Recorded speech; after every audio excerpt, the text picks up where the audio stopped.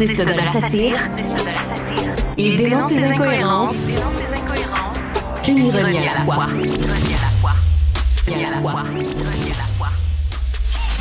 Richard Martineau. Cube Radio. En direct à LCN. 9h30, premier rendez-vous de la semaine avec Richard Martineau. Salut Richard. Salut Jean-François. Écoute, je suis de bonne humeur. On va commencer la semaine avec une bonne nouvelle. Tiens, parle-moi de ça. Une bonne nouvelle. Alors, l'application Arrive Cannes, alors qu'on a utilisé pendant la pandémie, ça devait coûter 80 000 $. Ça finit par coûter 55 millions. Alors ça, c'est un dépassement de coût, Jean-François, de seulement 54 920 000 $. On est sur la bonne voie, tu comprends-tu? Seulement 54 millions de dollars de trop comme dépassement de coût. Je trouve qu'on s'en vient bon.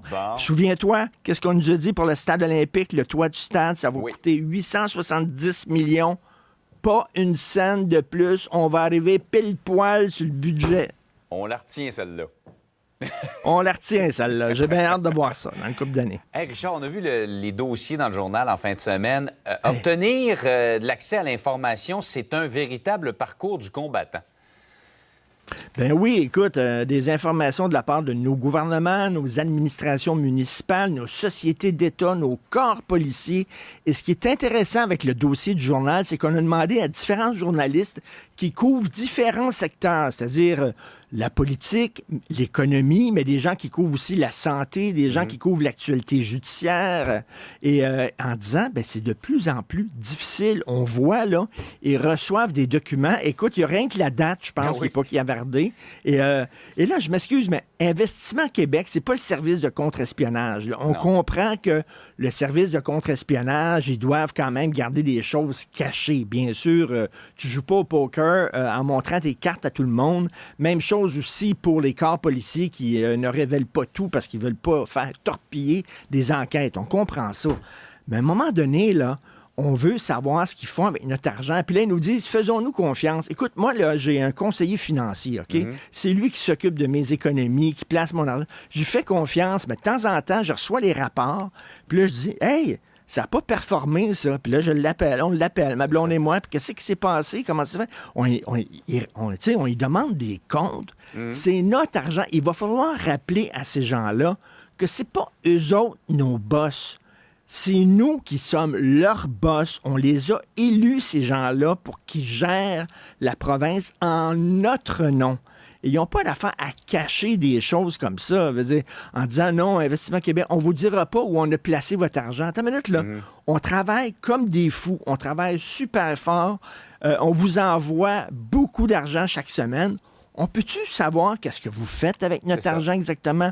Où c'est que vous le placez? Vous avez des comptes à rendre et ces gens-là disent non. Une fois qu'ils sont dans les administrations des gouvernements, ils ferment la porte à double tour puis on n'a rien à vous dire. Je m'excuse, mais ils ont des choses à nous dire et j'aime beaucoup l'initiative qu'a pris le journal et surtout de tous les journalistes, de tous les secteurs de la société. Plus ça va, plus c'est difficile. Tu le sais, Jean-François, quand on veut confronter un ministre, par exemple, il y a quelque chose qui va mal là, dans le ministère, on veut les confronter, on les appelle, ça fait de venir à l'émission, ils sont tout le temps bien occupés, bien occupés. Quand ils ont des choses à vendre, par exemple, là, ils nous appellent, puis on est prêt à aller voir une photo là, avec une nouvelle autoroute, puis tout ça. Mais quand tu veux leur demander des comptes, qu'ils sont occupés, ils sont occupés.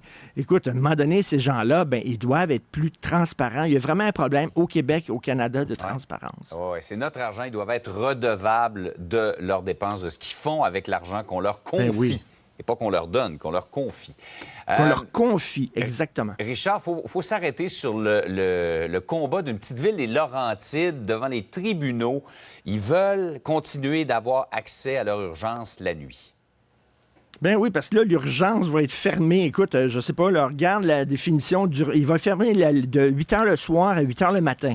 Hein, ils veulent fermer l'urgence pendant la nuit. Regarde la définition d'urgence dans le Larousse, là. C'est quelque chose qui ne peut pas attendre. C'est quelque chose qui est urgent, tu sais. Alors là, l'urgence qui est fermée, ces gens-là doivent faire 1 heure de route. Puis là, avec l'hiver, dans des mauvaises conditions, c'est encore pire. Pour aller dans une autre urgence, tu sais. Et là, ils disent, écoutez, là, c'est l'urgent. Mais là, en même temps, on nous dit, on manque de main-d'œuvre. Mais ça me fait penser, écoute, il y a un film dans les années 70, une comédie avec Jack Lemmon qui s'appelle The Out of Towners, OK? C'est un gars qui vient de la campagne, il va à New York. Puis tout y arrive à New York. Il se fait voler, il perd ses valets. Il veut dire, tout arrive mal. À un moment donné, tout ce qui reste, c'est de prier. Tu comprends-tu? Fait qu'il va à l'église pour prier. L'église est fermée. Fait que là, il dit, l'église est fermée. Comment ça se fait?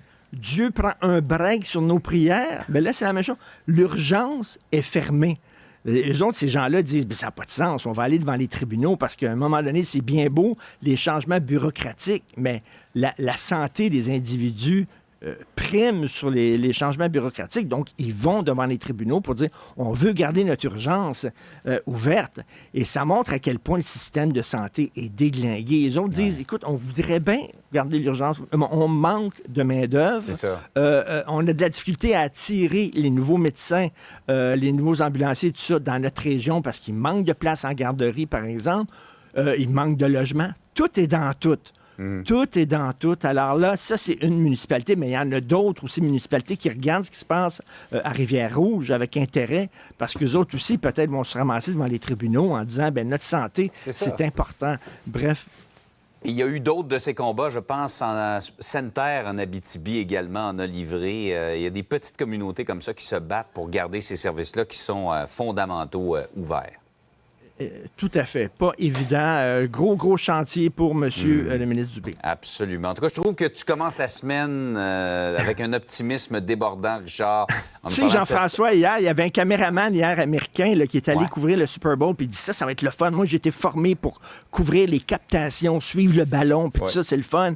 Et on dit, toi, Johnny, tu vas barrer ta caméra sur Taylor Swift, puis c'est tout ce que tu vas faire. Bon. Tu vas mettre ta caméra sur Taylor. Il dit, non, ça me tente pas. Moi, j'ai le goût de suivre la gang. Non, Johnny, ta job aujourd'hui, c'est 3 heures. Tu regardes Taylor Swift avec ta caméra. Alors, le gars a eu une très longue soirée. J'en avais pas parlé encore ce matin de Taylor Swift, Richard. C'est toi qui m'en fais parler. OK. Hey, salut, bonne journée.